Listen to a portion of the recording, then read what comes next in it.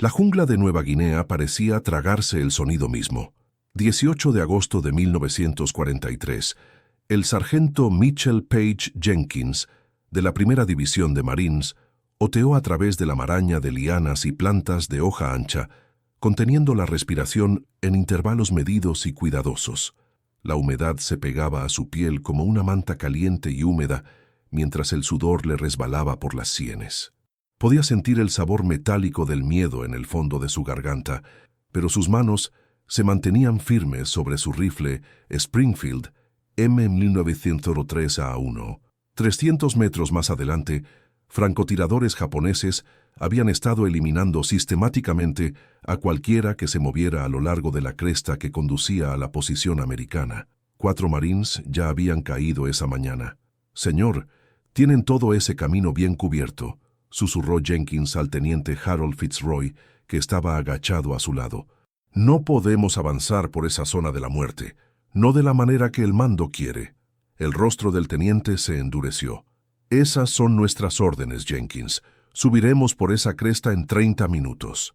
Jenkins tragó con dificultad, sus ojos escudriñando el denso dosel al otro lado del valle. La doctrina estándar exigía que los francotiradores operaran desde posiciones terrestres ocultas, pero algo en el ángulo de los disparos, la forma en que los tiradores japoneses parecían desaparecer después de cada tiro. «Señor, no están en tierra», dijo, con la voz apenas audible. «Están en los árboles, y ahí es donde necesito estar yo». Los ojos de Fitzroy se entrecerraron. «Absolutamente no. Los francotiradores de marines operan según el protocolo. No trepamos a los árboles como monos». Jenkins sintió que el peso de su decisión se oprimía contra su pecho más fuerte que su equipo. «Con el debido respeto, señor, si subimos por esa cresta siguiendo el protocolo, estaremos todos muertos al anochecer». Antes de que Fitzroy pudiera responder, Jenkins ya había comenzado a alejarse, dirigiéndose hacia una enorme higuera de bengala que se elevaba casi 30 metros hacia el dosel. «Jenkins», siseó Fitzroy, «es una orden directa. Vuelva aquí ahora mismo». Pero el sargento Mitchell Page Jenkins ya estaba desapareciendo entre el follaje, con su rifle colgado a la espalda. Mientras comenzaba a trepar, su mente revivió las plataformas de tiro que había construido de niño cazando ardillas en la zona rural de Mississippi. El recuerdo lo calmó mientras ascendía más alto, sabiendo que su carrera y las vidas de sus compañeros marines pendían ahora del equilibrio de su ascenso no autorizado. Nadie en la Primera División de Marines sabía que el desafío de un solo hombre esa mañana reescribiría la historia del campo de batalla y salvaría docenas de vidas americanas en la brutal campaña por Nueva Guinea. Mitchell Page Jenkins nació el 30 de junio de 1921 en el pequeño pueblo de Greenwood, Mississippi. Fue el tercer hijo de aparceros que trabajaban los campos de algodón, propiedad de la familia Patterson. Desde temprana edad, el padre de Mitchell, Abraham Jenkins, le había enseñado a cazar para complementar la escasa cena familiar.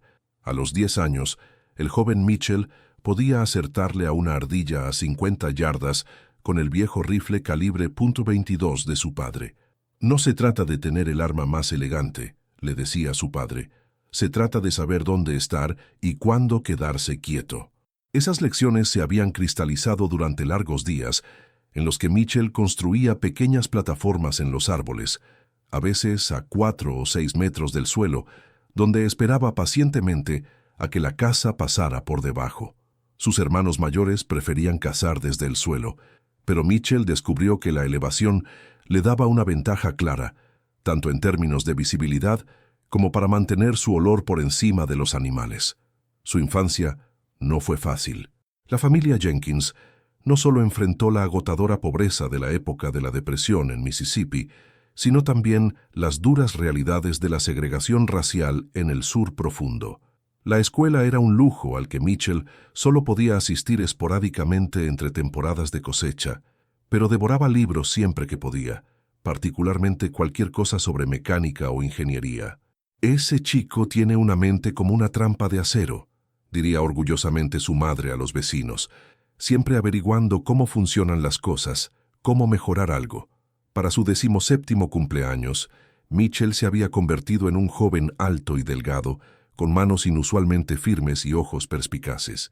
El médico local había comentado una vez que Mitchell tenía la agudeza visual más notable que jamás había evaluado, capaz de leer la última línea de la tabla optométrica al doble de la distancia estándar. Pero las oportunidades para un joven negro en Mississippi seguían siendo muy limitadas, y Mitchell lo sabía. Cuando la guerra llegó a América el 7 de diciembre de 1941, Mitchell tenía 20 años y trabajaba como ayudante de mecánico en un taller en Jackson. El dueño, el señor Callaway, había reconocido el talento de Mitchell para la resolución de problemas y se había arriesgado a contratarlo a pesar de las quejas de algunos clientes blancos. El día después de Pearl Harbor, Mitchell hizo fila en la oficina de reclutamiento, solo para que le dijeran que el cuerpo de marines no aceptaba solicitantes de color. La política dolió, pero no fue sorprendente. Se alistó en el ejército en su lugar, donde fue asignado a una unidad de apoyo segregada. No tenía idea de que pronto una orden presidencial lo cambiaría todo, y esas habilidades de caza aprendidas en los árboles de Mississippi pronto se convertirían en la diferencia entre la vida y la muerte para docenas de hombres. En junio de 1942, el presidente Roosevelt emitió la Orden Ejecutiva 8802, que prohibía la discriminación racial en la industria de defensa y el gobierno. Aunque esto no integró inmediatamente las Fuerzas Armadas, sí creó presión para que todas las ramas comenzaran a aceptar reclutas negros. Más tarde ese verano, el Cuerpo de Marines comenzó a aceptar a sus primeros marines negros a regañadientes, aunque se les entrenó por separado en el campamento Montford Point, una instalación segregada cerca de Camp Lejeune, en Carolina del Norte. Jenkins, todavía en el ejército, pero habiendo demostrado una puntería excepcional, solicitó el traslado tan pronto como escuchó que el Cuerpo de Marines había abierto sus puertas. Sus puntuaciones de tiro habían llamado la atención de varios oficiales, y con la guerra intensificándose en el Pacífico, la necesidad de tiradores expertos superó otras consideraciones. Su traslado fue aprobado en noviembre de 1942.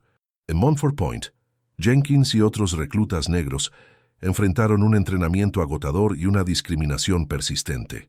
Los instructores los presionaron más allá de los límites normales, aparentemente empeñados en demostrar que no podían estar a la altura de los Marines blancos. Las instalaciones eran deficientes y las restricciones de permiso eran más severas que para los reclutas blancos en el cercano Camp Lejeune. «Esperan que fallemos», le dijo Jenkins a su compañero de litera una noche después de un día de entrenamiento particularmente brutal. «Pero eso solo significa que tenemos que ser el doble de buenos». Y Jenkins era bueno, especialmente en el campo de tiro. Durante la calificación, logró una puntuación perfecta, algo que solo otros 3 reclutas en todo el campamento habían logrado ese mes. El oficial de campo de tiro, un sargento de artillería cascarrabias llamado Magruder, se había quedado mirando el blanco de Jenkins con incredulidad. «¿Dónde aprendiste a disparar así, recluta?», exigió. «Ardillas, señor», respondió Jenkins. «Las ardillas de Mississippi son objetivos muy pequeños». Magruder casi sonrió. «Casi. Bueno, los japoneses son más grandes que las ardillas, pero ellos disparan de vuelta. Recuérdalo». La puntería excepcional de Jenkins le valió entrenamiento adicional. Mientras que la mayoría de los Marines de Montford Point estaban siendo asignados a batallones de defensa o compañías de municiones, unidades segregadas típicamente mantenidas alejadas del combate de primera línea, Jenkins fue seleccionado para entrenamiento especializado de francotirador, una rareza para los marines negros en ese momento. El instructor de francotiradores, un teniente curtido en la batalla llamado Harrington, que había luchado en Guadalcanal, abordó el entrenamiento con un pragmatismo frío que trascendía la raza. «No me importa si eres morado con lunares amarillos», le dijo a Jenkins el primer día. «Si puedes poner balas en el objetivo, salvarás vidas de marines. Eso es todo lo que me importa». Durante esas 8 semanas de entrenamiento intensivo, Jenkins absorbió todo: calcular el viento y la elevación, leer el terreno, técnicas de camuflaje y observación paciente. Pero nunca mencionó sus plataformas de árbol de la infancia. Los francotiradores de Marines operaban de acuerdo con la doctrina, lo que significaba disparar desde posiciones ocultas en el suelo. Sus ideas poco ortodoxas habrían sido descartadas de inmediato. Cuando finalmente se embarcó para unirse a la Primera División de Marines en el Pacífico Sur, a principios de 1943, Jenkins era uno de los menos de 20 marines negros que habían completado el entrenamiento de francotirador. Se había ganado sus galones de sargento, pero sabía que a los ojos de muchos todavía tenía algo que demostrar.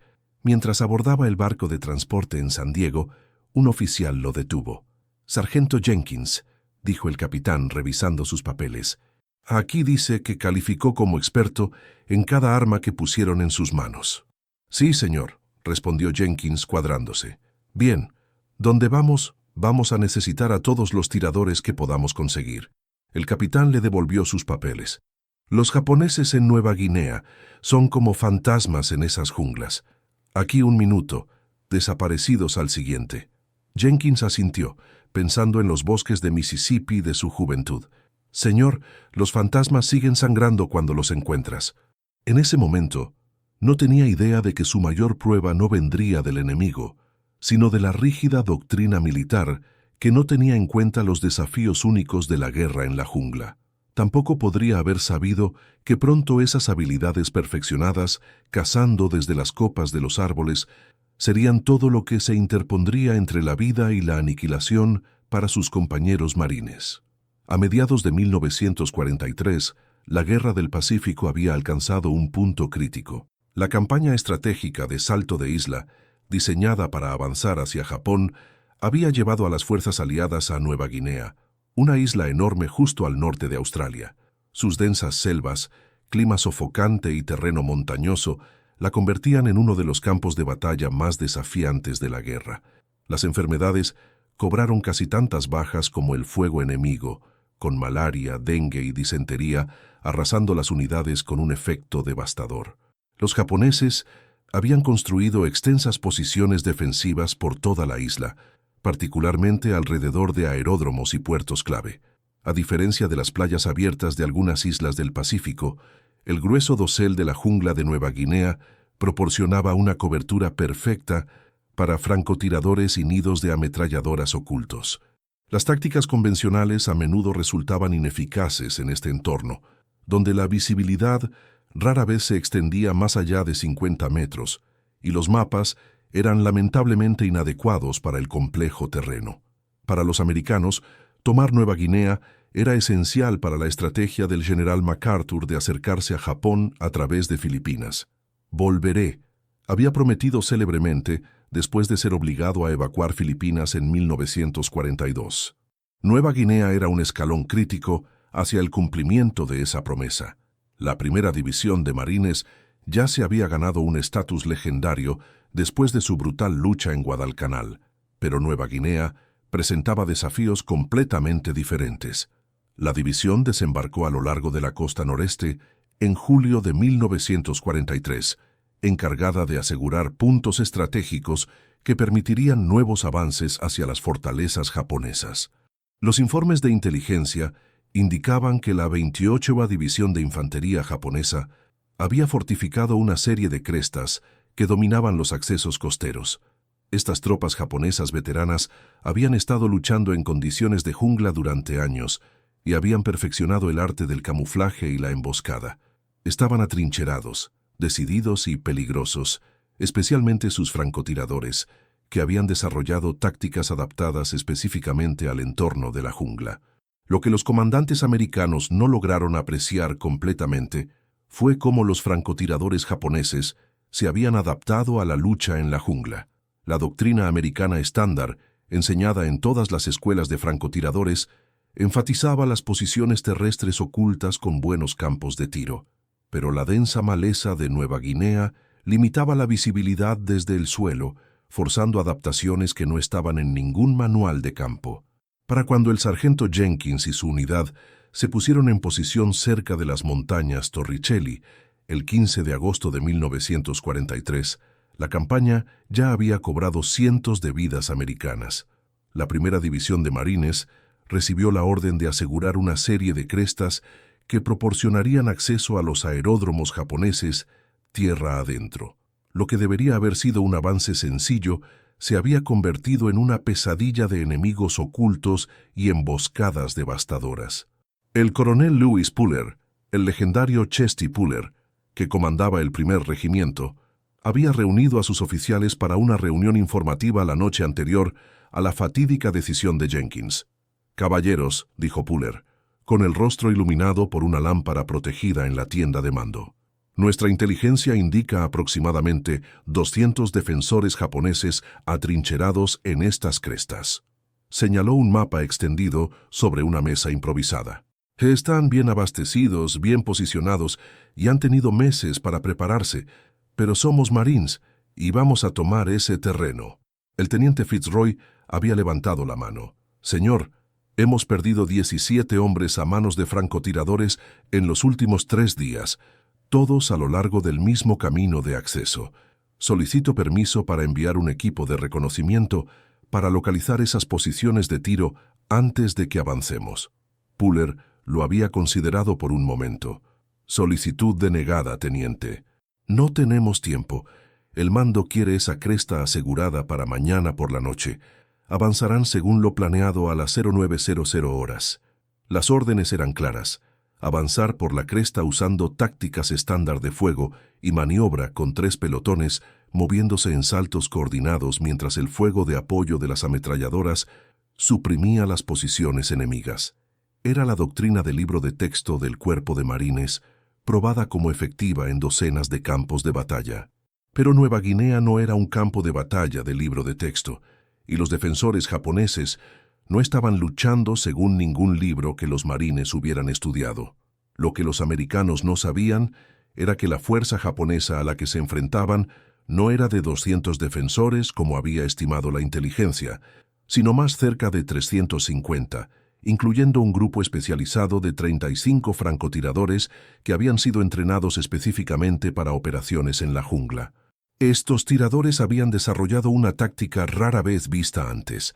Operaban desde plataformas cuidadosamente construidas en lo alto del dosel de la jungla, donde tenían una visibilidad superior mientras permanecían virtualmente invisibles desde abajo.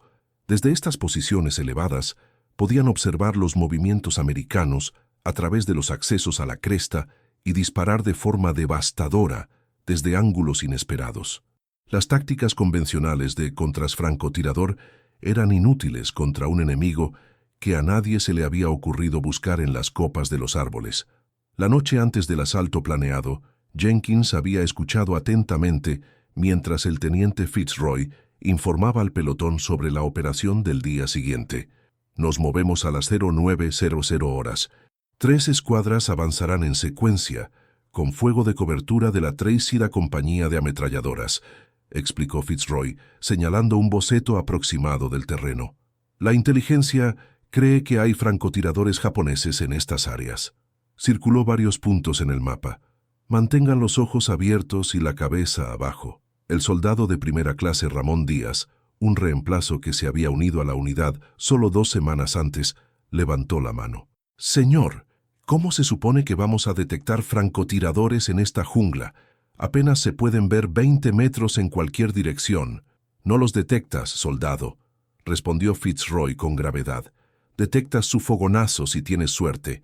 De lo contrario, sigues avanzando y confías en que tus compañeros en los flancos los atrapen antes de que te atrapen a ti». Jenkins había permanecido en silencio durante la reunión, pero mientras los hombres se dispersaban para preparar su equipo, se acercó al teniente Fitzroy en privado. «Señor», comenzó con cautela, «he estado estudiando el patrón de fuego de esos francotiradores. Algo no cuadra». Fitzroy levantó la vista de su mapa. «¿Qué quiere decir, sargento?» «Los ángulos, señor. He estado observando dónde son alcanzados nuestros hombres. Las balas entran con una trayectoria descendente, más pronunciada de lo que cabría esperar de alguien disparando desde el nivel del suelo, incluso teniendo en cuenta la pendiente». El teniente frunció el ceño. «¿Qué está sugiriendo?» «Creo que están encima de nosotros, señor, en los árboles. Por eso no podemos detectarlos y por eso nuestro contrafuego no es efectivo». Fitzroy había desestimado la idea con un gesto de la mano. Así no es como operan los francotiradores, sargento. Los japoneses siguen la misma doctrina táctica básica que nosotros. Disparar desde árboles es inestable y limita la movilidad. Ningún tirador entrenado elegiría esa posición. Jenkins quiso discutir, pero sabía que sería inútil. La doctrina militar era tratada como evangelio, y sugerir alternativas, especialmente viniendo de uno de los pocos suboficiales negros en la división, probablemente sería visto como presuntuoso. En cambio, simplemente asintió. Sí, señor, solo era una idea. Cíñase al plan, Jenkins, había dicho Fitzroy. Avanzamos a las 09:00. Esa noche, mientras la lluvia golpeaba el dosel de la jungla y goteaba sobre los marines acurrucados debajo, Jenkins se quedó despierto, dándole vueltas al problema. Pensó en sus días de infancia en Mississippi, en la quietud perfecta que lograba en sus plataformas de árbol, en la perspectiva diferente que proporcionaba la altura. Al amanecer, había tomado su decisión, aunque sabía que podría costarle sus galones, o peor. Cuando el primer indicio de luz del día se filtró a través del denso follaje, el 18 de agosto de 1943, los marines del segundo pelotón se prepararon para su avance. La cresta ante ellos parecía tranquila, casi pacífica a la luz de la mañana. Los pájaros cantaban desde el dosel y los insectos zumbaban incesantemente alrededor de los uniformes empapados en sudor de los hombres. Jenkins revisó su rifle Springfield por última vez, asegurándose de que la mira estuviera bien sujeta y el mecanismo limpio a pesar de la omnipresente humedad de la jungla. A su lado, el PFC Díaz jugueteaba nervioso con su M1 Garand. ¿Primera vez en la acción real?, preguntó Jenkins en voz baja. Díaz asintió, su joven rostro tenso. Entrenamos para playas y campo abierto. Nadie dijo nada sobre luchar contra fantasmas en un infierno verde. Jenkins estudió al joven marín. Díaz no podía tener más de 19 años. Con un bigote fino que parecía acababa de salirle, llevaba una foto de una chica bonita de cabello oscuro metida en la banda de su casco. Una hermana, novia o esposa. Jenkins no lo sabía. Escuche, dijo Jenkins, manténgase agachado. Muévase cuando el sargento se lo diga y vigile los árboles. ¿Los árboles? Díaz parecía confundido. Solo confíe en mí. No escanee solo el suelo. Mire hacia arriba. El teniente Fitzroy se movió entre los hombres, revisando el equipo y dando instrucciones de último minuto. Cuando llegó a Jenkins, se detuvo. Su trabajo es detectar y eliminar a cualquier francotirador que apunte a nuestro avance, sargento. Protocolo estándar de contrafrancotirador, ¿entendido? Sí, señor, respondió Jenkins, sabiendo ya que desobedecería esa orden tan pronto como el teniente se perdiera de vista. A las 09:00 en punto, la primera escuadra comenzó a subir por la cresta, utilizando la escasa cobertura proporcionada por rocas y vegetación. Jenkins se quedó atrás, observando atentamente cualquier señal de actividad enemiga. Durante 5 minutos, el avance continuó sin incidentes. De repente sonó un disparo, seguido rápidamente por otro. 2 marines cayeron, uno agarrándose la garganta, el otro golpeado en el centro del pecho. ¡Francotirador!, gritó alguien y los marines se lanzaron a cubrirse, devolviendo el fuego a ciegas hacia la jungla. El teniente Fitzroy se arrastró hasta la posición de Jenkins. ¿Puede ver de dónde viene? Jenkins escudriñó la línea de árboles opuesta, mirando no al suelo sino hacia el dosel. Por un momento, pensó que vislumbró algo, un ligero movimiento a unos 18 metros de altura en una gran higuera de Bengala. Creo que sí, señor, pero necesito un punto de vista mejor. Antes de que Fitzroy pudiera responder, 3 disparos más resonaron en el aire húmedo, y otro marine cayó. Los francotiradores japoneses los estaban cazando con precisión metódica, aparentemente inmunes al fuego de respuesta dirigido a nivel del suelo. Fue en ese momento que Jenkins tomó su fatídica decisión, deslizándose lejos de la unidad principal y dirigiéndose hacia una enorme higuera de Bengala que se alzaba detrás de su posición. Mientras comenzaba su ascenso no autorizado, sabía que estaba violando órdenes directas y la doctrina establecida. Si sobrevivía, podría enfrentar un consejo de guerra. Si su corazonada era incorrecta, estaría abandonando a su unidad durante el combate. una de las ofensas más graves en la ley militar. Pero algo en lo más profundo de su instinto le decía que tenía razón, y si la tenía, las vidas de docenas de marines pendían de un hilo. El ascenso fue arduo, hecho más difícil por la necesidad de evitar que su rifle se enganchara en ramas y lianas. Jenkins se movió con cuidado, probando cada agarre antes de confiar su peso. El extenso sistema de raíces aéreas de la higuera de Bengala proporcionaba agarres naturales, y años trepando robles y nogales en Mississippi le habían enseñado a distribuir su peso de manera efectiva. A 15 metros de altura encontró lo que estaba buscando. Una plataforma natural formada por varias ramas grandes convergentes, parcialmente oculta por el follaje, pero que ofrecía una vista dominante de la cresta y la jungla opuesta. Se instaló en posición, se secó el sudor de los ojos y descolgó con cuidado su rifle. A través de su mira, el campo de batalla adquirió un aspecto completamente diferente. Lo que había parecido una pared impenetrable de vegetación desde el nivel del suelo, ahora revelaba patrones sutiles y aberturas. Jenkins escaneó metódicamente el dosel del bosque al otro lado de la cresta, buscando cualquier irregularidad que pudiera indicar una presencia humana.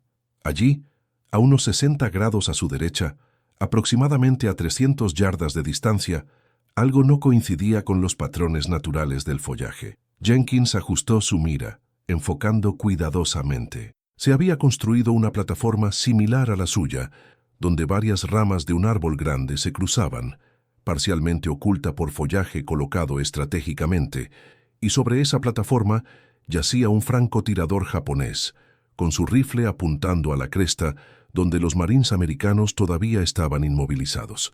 Jenkins respiró hondo, calculando la distancia, el viento y la ligera caída que la gravedad impondría a su bala en ese rango. Exhaló lentamente, luego contuvo, apretando el gatillo con presión deliberada. El rifle retrocedió contra su hombro, el estruendo resonó a través del dosel. A través de su mira, vio al francotirador japonés temblar una vez, luego quedarse quieto, uno menos.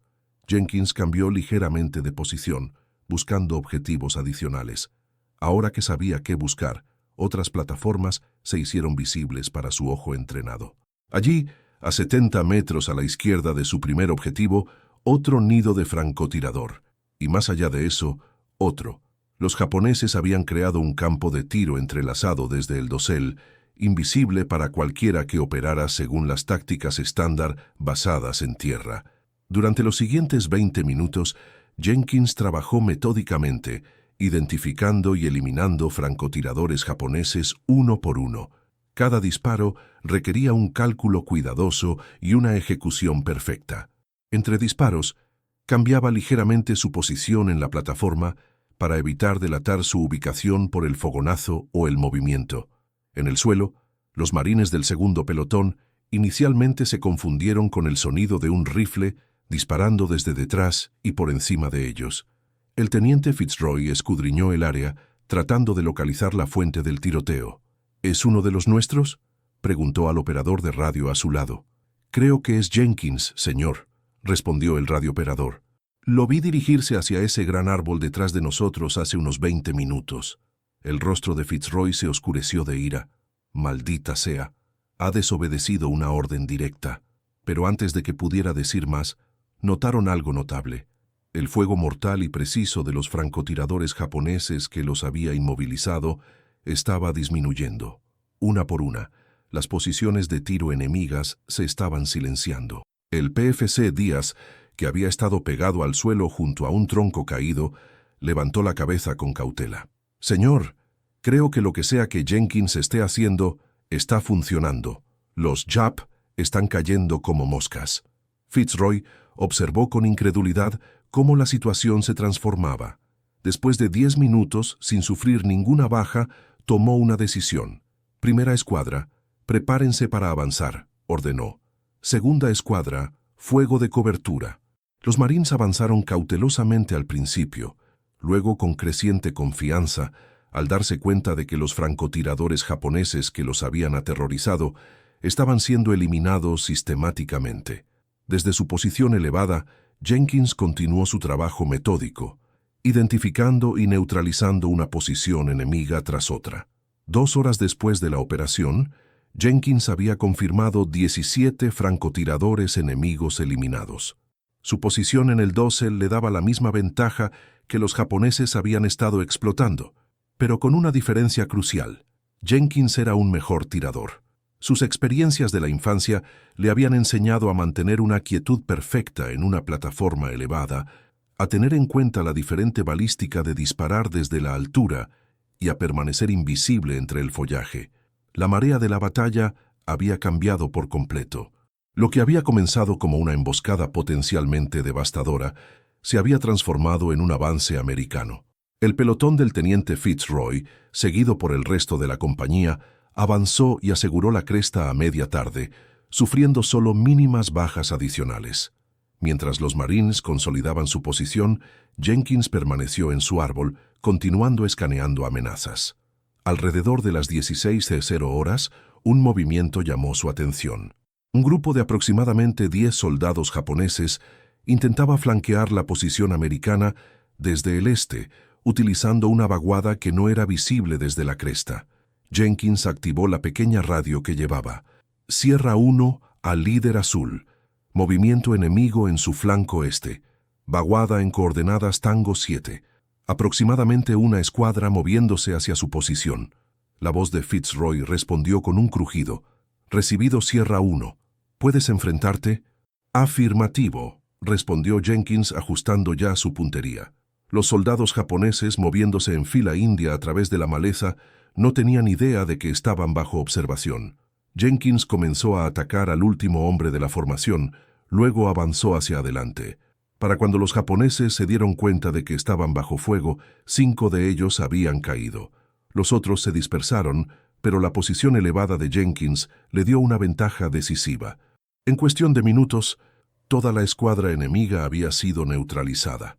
Al atardecer, cuando Jenkins finalmente descendió de su posición, el recuento confirmado de soldados enemigos que había eliminado ascendía a 27, la mayoría de ellos francotiradores, que habían estado utilizando las mismas tácticas elevadas que él había adoptado. Al acercarse a la posición de mando establecida en la cresta, Jenkins se preparó para la reprimenda que esperaba. El teniente Fitzroy estaba esperando, con su expresión indescifrable. «Sargento Jenkins informando, señor», dijo cuadrándose a pesar de su agotamiento. Fitzroy permaneció en silencio por un largo momento. Finalmente, habló. «Usted desobedeció una orden directa, sargento». «Sí, señor, lo hice». «Abandonó su posición asignada sin autorización». «Sí, señor». La expresión severa de Fitzroy se rompió de repente en una sonrisa cansada. «Y salvó toda esta operación. 27 bajas confirmadas, Jenkins. La acción contra francotirador más efectiva que jamás he presenciado». Jenkins permaneció firme, inseguro de cómo responder. «A discreción, sargento», dijo Fitzroy. «El coronel Puller quiere verlo, y por si sirve de algo, lo estoy recomendando para una estrella de plata». La reunión con el coronel Puller fue breve, pero trascendental. El legendario oficial de Marines escuchó atentamente mientras Jenkins explicaba su razonamiento y describía las tácticas de francotirador japonesas que había observado. «¿Así que dedujo que estaban en los árboles por el ángulo de fuego?», preguntó Puller. «Sí, señor. Y como no podíamos detectarlos a pesar de los campos de tiro despejados, tenían que estar por encima de nuestra línea de visión». Puller asintió pensativamente. «¿Y aprendió este negocio de trepar a los árboles cazando ardillas en Mississippi?» «Sí, señor. Mi padre me enseñó. Dijo que si quieres cazar algo que vive en los árboles, a veces necesitas ir a donde están». «Sabiduría simple», comentó Puller. «A veces las mejores innovaciones tácticas vienen de fuera del manual». Estudió a Jenkins por un momento. Se da cuenta de que técnicamente debería someterlo a un consejo de guerra por desobedecer una orden directa en combate. «Lo entiendo, señor». Puller hizo un gesto con la mano despectivamente. «Pero no voy a hacer eso. En su lugar quiero que entrene a una docena de otros francotiradores en estas técnicas. Hemos estado luchando contra los japoneses en sus términos. Es hora de que nos adaptemos». «Señor», Jenkins estaba atónito. «Me ha oído, sargento. A partir de mañana va a crear una sección especial de francotiradores, plataformas de tiro elevadas, operaciones de contrafrancotirador, todo el paquete. El teniente Fitzroy lo ayudará con lo que necesite. Sí, señor, gracias, señor. Cuando Jenkins se giró para irse, Puller añadió: una cosa más, Jenkins. Señor, el informe oficial indicará que usted estaba operando bajo órdenes para probar un enfoque táctico experimental. Entendido. Jenkins lo entendió perfectamente. El cuerpo de Marines no estaba listo para reconocer oficialmente que un sargento negro había innovado una táctica que contradecía la doctrina establecida. Entendido, señor. Los efectos de las acciones de Jenkins se extendieron rápidamente por la primera división de Marines. En cuestión de días, había establecido un programa de entrenamiento para tiradores seleccionados, enseñándoles las técnicas de combate en el dosel. Los francotiradores del árbol, como se les conoció extraoficialmente, adoptaron los métodos de Jenkins con entusiasmo. El PFC Díaz fue uno de los primeros voluntarios. Si Jenkins puede hacerlo, yo puedo aprenderlo, les dijo a sus compañeros. Ese hombre me salvó la vida allí en esa cresta. El impacto en las operaciones subsiguientes fue dramático. Los francotiradores japoneses, acostumbrados a operar con impunidad desde sus posiciones elevadas, de repente se encontraron vulnerables a los tiradores americanos que utilizaban las mismas tácticas, pero con puntería superior. Las tasas de bajas entre las unidades de Marines que avanzaban se redujeron significativamente, y la ventaja psicológica cambió. Un prisionero japonés capturado a finales de septiembre de 1943 reveló el impacto en la moral enemiga. A través de un intérprete, explicó: pensábamos que los americanos no podían vernos en los árboles. Luego, de repente, nuestros francotiradores comenzaron a morir. Lo llamamos la muerte desde arriba. Muchos llegaron a tener miedo de usar las plataformas. Para octubre, la técnica de la percha en la copa del árbol, como se documentó en informes de campo no oficiales, se había convertido en un procedimiento estándar para las operaciones de francotiradores de marines en entornos de jungla. Jenkins continuó liderando desde el frente, participando en operaciones a lo largo de la campaña de Nueva Guinea y acumulando un total de 49 eliminaciones enemigas confirmadas, todas desde posiciones elevadas. Las historias oficiales del Cuerpo de Marines describirían más tarde estas tácticas clínicamente. Posiciones de tiro adaptadas para contrarrestar despliegues específicos de francotiradores japoneses en entornos arbóreos. Pero los marines que lucharon en esas junglas sabían la verdad. Fue Mitchell Jenkins, un sargento negro de Mississippi, quien había cambiado la ecuación al atreverse a desafiar la doctrina cuando la realidad lo exigía. El teniente Fitzroy, que inicialmente se había resistido al enfoque de Jenkins, se convirtió en uno de sus defensores más firmes. En una carta a su esposa fechada el 12 de noviembre de 1943, escribió: «Tenemos un sargento en nuestra unidad, un tipo de color llamado Jenkins, que ha salvado más vidas de Marines que cualquiera que haya conocido en esta guerra. Cambió la forma en que luchamos en estas junglas, trepando a los árboles como si hubiera nacido para ello, enseñando a otros a hacer lo mismo. Sin él, dudo que estaría escribiendo esta carta ahora. Es gracioso cómo el hombre que casi someto a consejo de guerra por desobediencia se ha convertido en alguien a quien seguiría hasta el infierno mismo». Para Jenkins, la validación de su enfoque trajo una satisfacción tranquila. No buscaba reconocimiento. Simplemente estaba aplicando el conocimiento práctico que su padre le había enseñado años antes en los bosques de Mississippi. Cuando un corresponsal de guerra intentó entrevistarlo sobre sus innovaciones, Jenkins se desvió. «Simplemente haciendo lo que había que hacer», le dijo al periodista. «Nada especial en trepar a un árbol si ahí es donde tienes que estar». La guerra en el Pacífico continuó. Después de Nueva Guinea, vinieron las campañas en Filipinas, Peleliu y finalmente Okinawa. Jenkins sirvió en todas ellas. Su reputación crecía entre quienes sabían, pero permanecía en gran medida sin ser reconocido en los registros oficiales.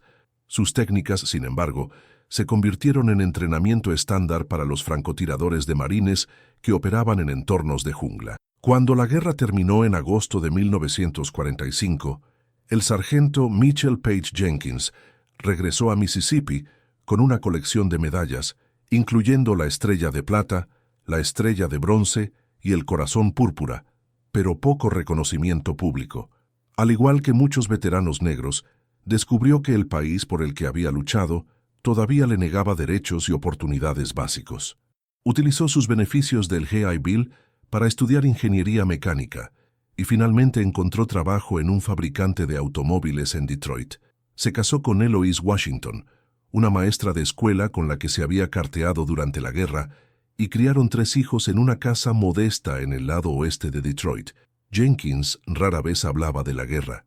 Su hijo mayor, Abram, llamado así por el padre de Jenkins, recordó más tarde: «Papá nunca hablaba de lo que hizo en el Pacífico. Sabíamos que tenía medallas en una caja en el cajón de su cómoda, pero nunca las exhibió ni se jactó.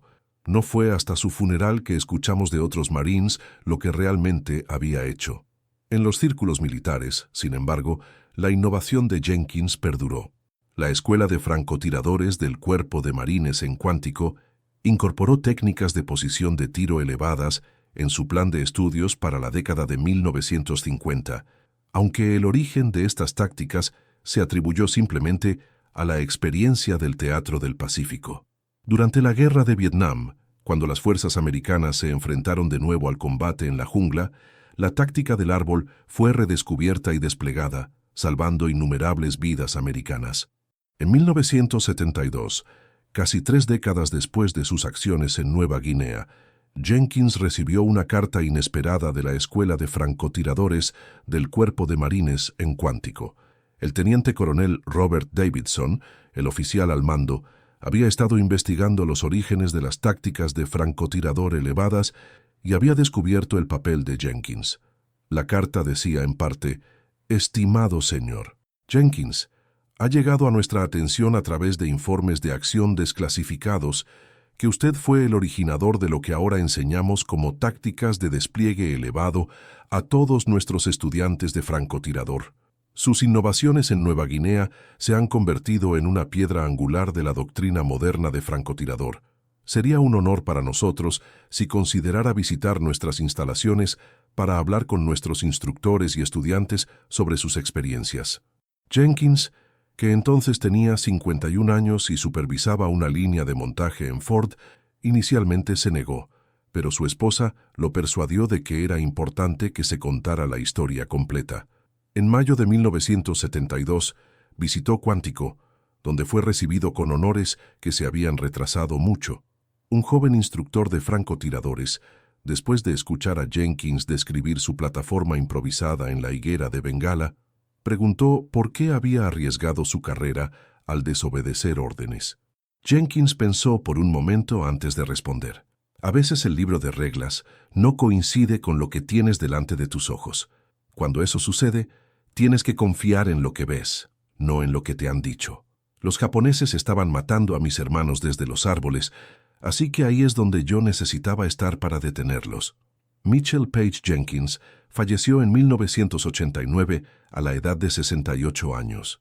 Su obituario en el Detroit Free Press solo hizo una mención pasajera de su servicio militar, señalando que fue un marine condecorado que sirvió en el Pacífico. Como tantos de su generación, su coraje e innovación extraordinarios permanecieron en gran medida sin ser aclamados en la memoria pública.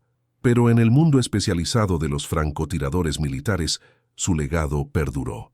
Hoy en día, las posiciones de tiro elevadas son doctrina estándar para las operaciones de francotiradores en terrenos boscosos de todo el mundo. En la Escuela de Francotiradores del Cuerpo de Marines, los instructores todavía se refieren ocasionalmente a ciertas técnicas como la posición Jenkins, aunque pocos recuerdan ahora el origen del nombre. En 2012, la historiadora militar Dr. Piaz Eleanena Westfield publicó Invisible Innovations, Forgotten Tactical Developments of World War II, que incluía un capítulo sobre Jenkins y sus técnicas de plataforma en el árbol. A través de entrevistas con los marines sobrevivientes que habían servido con él y una revisión exhaustiva de los informes posteriores a la acción, Westfield reconstruyó la historia completa de cómo la voluntad de un hombre de desafiar la doctrina había cambiado el curso de la guerra en la jungla. «Lo que hace que la historia de Jenkins sea tan notable», escribió Westfield, no es solo la efectividad de su innovación, sino el coraje moral que requirió. Enfrentando tanto la resistencia institucional a las nuevas ideas como las barreras raciales de su tiempo, Jenkins eligió actuar según su convicción de que había una mejor manera de proteger a sus compañeros marines. Al hacerlo, demostró que el verdadero genio militar a menudo no proviene de la adhesión rígida a la doctrina, sino de la capacidad de adaptación cuando las circunstancias lo exigen. En una carta descubierta entre los efectos de Jenkins después de su muerte, el teniente Fitzroy, que había mantenido correspondencia con él durante décadas después de la guerra, quizás lo resumió mejor. Puede que la historia no recuerde lo que hiciste ese día en Nueva Guinea, Mitch, pero los que estuvimos allí nunca lo olvidaremos. Nos enseñaste que a veces el coraje significa saber cuándo romper las reglas y que la sabiduría puede venir de lugares inesperados. A menudo me he preguntado cuántos jóvenes regresaron a casa con sus familias porque tuviste el coraje de trepar a ese árbol cuando todos los demás decían que te quedaras en el suelo. En las décadas transcurridas desde la Segunda Guerra Mundial, el Cuerpo de Marines de los Estados Unidos ha evolucionado significativamente tanto en tácticas como en composición. La integración racial de las Fuerzas Armadas, ordenada oficialmente por el presidente Truman en 1948, transformó gradualmente al ejército de unidades segregadas a una fuerza de combate más unificada. Las contribuciones de Marines negros como Mitchell Jenkins, una vez oscurecidas por los prejuicios de la época, han ganado lentamente reconocimiento a través de los decididos esfuerzos de historiadores y compañeros veteranos. En el Museo Nacional del Cuerpo de Marines cerca de Quantico, Virginia, una pequeña exhibición añadida en 2015 finalmente reconoce las tácticas de la Copa del Árbol iniciadas en la campaña del Pacífico, con una fotografía de Jenkins y una breve descripción de su innovación. Es un reconocimiento modesto por una acción que salvó docenas, quizás cientos de vidas americanas. El Dr. James Hicks, nieto de Jenkins, que se desempeña como profesor de historia militar en la Universidad de Howard, ha trabajado para garantizar que las contribuciones de su abuelo no se olviden. Lo notable de la historia de mi abuelo no es solo lo que hizo, sino cuándo lo hizo, explicó Hicks en una entrevista reciente. Esto fue en 1943. El ejército todavía estaba segregado. Los Marines negros todavía estaban luchando por el respeto básico, y mucho menos por el reconocimiento de las innovaciones tácticas. Sin embargo, en ese momento de crisis, cuando las vidas estaban en juego, eligió actuar según lo que sabía que era correcto, independientemente de las posibles consecuencias para su carrera. La técnica de la percha en la copa del árbol, iniciada por Jenkins, ha evolucionado hacia lo que la doctrina militar moderna llama despliegue de plataforma de tiro elevada, ahora una parte estándar del entrenamiento de francotiradores para entornos de jungla y boscosos. La idea central de que a veces la mejor manera de contrarrestar a un enemigo es adoptar y mejorar sus propias tácticas sigue siendo tan válida hoy como lo fue en las selvas de Nueva Guinea. El ex sargento mayor Raymond Díaz, que falleció en 2010 a la edad de 86 años, fue quizás el último marín sobreviviente que se había entrenado directamente con Jenkins en 1943. En una historia oral grabada para el proyecto de Historia de Veteranos en 2005, Díaz recordó el impacto que Jenkins había tenido en él como joven marín. «Yo era solo un niño asustado de 19 años del Bronx», recordó Díaz. «Nunca había visto la jungla antes. Nunca me habían disparado.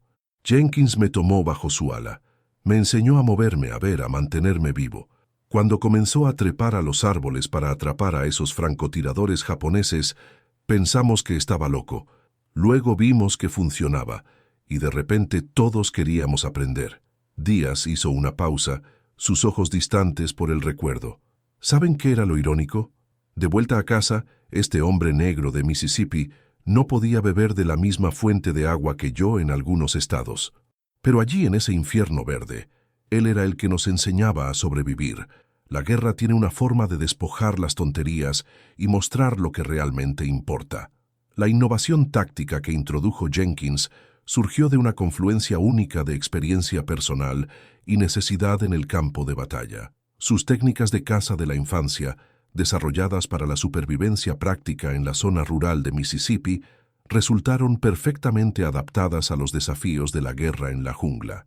Fue un poderoso recordatorio de que la innovación militar efectiva no siempre proviene de manuales de entrenamiento o doctrina establecida, sino a menudo de las diversas experiencias vividas que los miembros del servicio individual aportan al campo de batalla. Jenkins nunca buscó reconocimiento por sus acciones. En las pocas entrevistas que concedió al final de su vida, enfatizó constantemente que simplemente estaba haciendo lo que había que hacer para proteger a sus compañeros marines. «No trepé a ese árbol para hacer historia», le dijo a un historiador militar en 1987, 2 años antes de su muerte. «Trepe porque ahí es donde podía ver al enemigo. A veces las soluciones más simples son las más difíciles de ver cuando estás entrenado para mirar en una sola dirección». Esta perspectiva, la voluntad de mirar más allá de la doctrina establecida cuando las circunstancias lo exigen, representa una de las lecciones más valiosas de la historia de Jenkins. Las organizaciones militares, con su necesario énfasis en la disciplina y los procedimientos estandarizados, a veces luchan por adaptarse rápidamente a desafíos inesperados. A menudo les corresponde a los miembros individuales del servicio, basándose en sus antecedentes y percepciones únicas, cerrar la brecha entre la doctrina y la realidad. El coronel Marcus Harrison, un ex instructor de francotiradores en Cuántico, que luego investigó las técnicas de Jenkins para aplicaciones modernas, observó: «Lo que hizo Jenkins no fue solo efectivo tácticamente, representó una forma fundamentalmente diferente de pensar sobre el problema. En lugar de tratar de luchar contra los japoneses de acuerdo con nuestra doctrina, reconoció el valor en su enfoque y luego lo mejoró, utilizando su propia experiencia». Ese tipo de pensamiento adaptativo es lo que tratamos de cultivar en los Marines de hoy. Los 27 tiradores enemigos que Jenkins eliminó el 18 de agosto de 1943 representan solo el impacto más inmediato de su innovación. La verdadera medida de su contribución radica en los innumerables Marines cuyas vidas se salvaron a medida que sus técnicas se extendieron por todo el teatro del Pacífico. Al final de la campaña, las posiciones elevadas de francotirador se habían convertido en práctica estándar, reduciendo drásticamente las bajas de los tiradores japoneses ocultos que previamente habían aterrorizado a las tropas que avanzaban. Un informe de acción desclasificado de la campaña de Filipinas en 1944 señaló: «La implementación de tácticas de contras francotirador elevadas ha reducido las bajas de los tiradores enemigos en un estimado de 65% en comparación con operaciones anteriores». Aunque el informe no mencionaba a Jenkins por su nombre, fue su improvisación lo que había catalizado este cambio de enfoque. Para las fuerzas japonesas, la repentina adopción americana de sus propias tácticas creó un impacto psicológico significativo.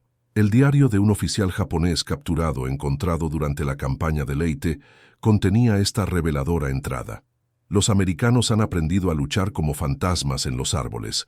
Nuestros francotiradores ya no se sienten seguros. Los cazadores se han convertido en los cazados». Quizás el testimonio más conmovedor del impacto de Jenkins se produjo en forma de cartas que recibió décadas después de la guerra. En las décadas de 1970 y 1980, a medida que las organizaciones de veteranos ayudaban a los ex-marines a reconectarse, Jenkins comenzó a recibir correspondencia de hombres que habían servido en el Teatro del Pacífico. «No me recordará», comenzaba una carta, «pero yo era un reemplazo que se unió a la compañía Fox en noviembre del 43. Lo primero que nos dijo nuestro sargento fue que aprendiéramos el método Jenkins si queríamos seguir vivos en país de francotiradores. Regresé a casa con mi familia gracias a lo que usted enseñó a quienes me enseñaron. Gracias no es suficiente, pero es todo lo que tengo para ofrecer». Otro escribió simplemente: «Tengo 3 hijos y 7 nietos que no existirían si no fuera por lo que hizo en esas junglas. Que Dios lo bendiga, sargento Jenkins». Estos reconocimientos personales significaron más para Jenkins que cualquier reconocimiento oficial. Como recordó más tarde su esposa, Eloise, esas cartas lo hacían llorar. Mitchell no era un hombre que llorara fácilmente, pero escuchar a esos chicos, hombres para entonces con hijos adultos propios, tocaba algo profundo en él. En sus últimos años, Jenkins ocasionalmente habló con grupos escolares en Detroit sobre sus experiencias de guerra, aunque siempre minimizó su propio papel. Enfatizó en su lugar la importancia de pensar de forma independiente y tener el coraje de actuar según las propias convicciones, incluso cuando iban en contra de la autoridad establecida. A veces, lo correcto no es lo que te dicen que hagas, les decía a los estudiantes. Tienes que mirar con tus propios ojos y pensar con tu propia mente. Eso es cierto, ya sea que estés en una guerra o simplemente viviendo tu vida cotidiana. Cuando Mitchell Page Jenkins fue enterrado con honores militares en el Cementerio Nacional Great Lakes en Holly, Michigan, en 1989, a su funeral asistieron no solo familiares y amigos locales, sino varios marines ancianos que habían viajado desde todo el país para presentar sus respetos. Entre ellos estaba el exteniente Harold Fitzroy, entonces de unos 70 años, quien colocó su propia estrella de plata en el ataúd de Jenkins. «Él se ganó esto más de lo que yo lo hice», le dijo Fitzroy a la viuda de Jenkins. «Yo solo seguí el libro de reglas. Mitch tuvo el coraje de escribir uno nuevo cuando más importaba». La historia del sargento Mitchell Page Jenkins y su innovación de la percha en la copa del árbol ilustra una verdad atemporal sobre la guerra y el ingenio humano.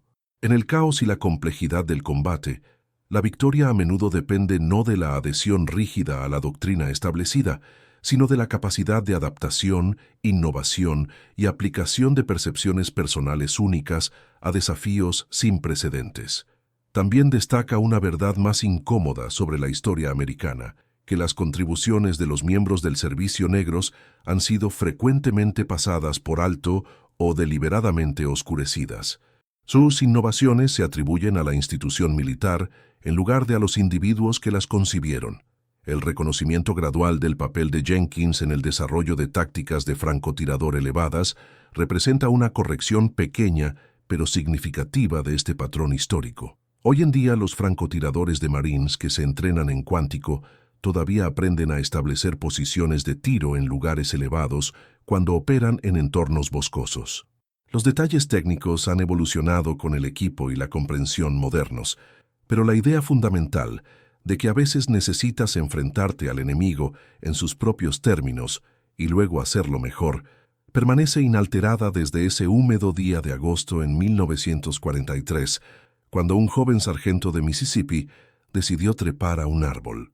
Para los líderes militares modernos, la historia de Jenkins ofrece una valiosa lección sobre la importancia de cultivar y escuchar diversas perspectivas dentro de las filas. Su contribución única surgió directamente de sus experiencias premilitares, experiencias que diferían significativamente de las de los oficiales que habían escrito las doctrinas tácticas de la época. Esto sugiere que la efectividad militar se mejora no al imponer la uniformidad de pensamiento, sino al crear espacio para que los antecedentes y enfoques variados informen la resolución colectiva de problemas. La doctora Eleanor Westfield, en la conclusión de su capítulo sobre Jenkins, observó: «Lo que hace posible la innovación en las organizaciones militares no es solo el conocimiento técnico o la doctrina táctica, sino las experiencias vividas que los miembros del servicio aportan de sus vidas civiles». Las técnicas de caza de Jenkins, desarrolladas por necesidad en la zona rural de Mississippi, resultaron perfectamente adaptadas a los desafíos de la guerra en la jungla. Esto nos recuerda que la diversidad de experiencia no es solo un bien social, sino una ventaja táctica. En 2017, casi 74 años después de las acciones de Jenkins en Nueva Guinea, la Escuela de Francotiradores del Cuerpo de Marines nombró oficialmente su curso avanzado de posición elevada como el Protocolo Jenkins, en reconocimiento tardío de su contribución. Una pequeña placa en la instalación de entrenamiento lleva su fotografía y una simple inscripción: Sargento Mitchell P.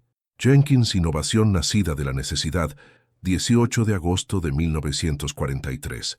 Es un modesto monumento para una acción que salvó innumerables vidas e influyó en la doctrina militar durante generaciones. Pero quizás sea apropiado para un hombre que nunca buscó reconocimiento, que simplemente vio lo que había que hacer y lo hizo, independientemente de las reglas o las posibles consecuencias. Las selvas de Nueva Guinea han reclamado hace tiempo las crestas donde Jenkins y sus compañeros marines lucharon. Es probable que la enorme higuera de Bengala, que proporcionó su primera plataforma de tiro elevada, haya caído y regresado a la tierra. Pero los efectos de esa única decisión de trepar cuando otros se quedaron en tierra, de adaptarse cuando otros se adhirieron a la doctrina, continúan influyendo en las tácticas y el entrenamiento militares hasta el día de hoy. Mientras reflexionamos sobre la historia de Jenkins, podríamos preguntarnos, ¿habríamos tenido el coraje de romper las reglas cuando las vidas dependían de ello? ¿Habríamos reconocido el valor en un enfoque que contradecía todo lo que nos habían enseñado? ¿Y habríamos tenido la humildad de aprender de las tácticas de un enemigo en lugar de descartarlas sin más? Estas preguntas siguen siendo relevantes para los líderes militares de hoy. A medida que las fuerzas de todo el mundo continúan adaptándose a amenazas no convencionales y desafíos sin precedentes, la capacidad de innovar bajo presión, de ver más allá de la doctrina establecida cuando las circunstancias lo exigen, puede ser el legado más valioso del sargento Mitchell Page Jenkins y su percha en la copa del árbol que transformó la guerra en la jungla en el Pacífico. La historia de este francotirador negro de Mississippi nos recuerda que a veces la solución más efectiva no proviene de seguir el camino establecido, sino de tener el coraje de forjar uno nuevo. En la guerra, como en la vida, la capacidad de adaptación e innovación a menudo marca la diferencia entre el fracaso y el éxito, o entre la vida y la muerte. Comparte este video si crees que más personas deberían conocer a los héroes anónimos que cambiaron el curso de la historia a través de su coraje para pensar de manera diferente cuando más importaba.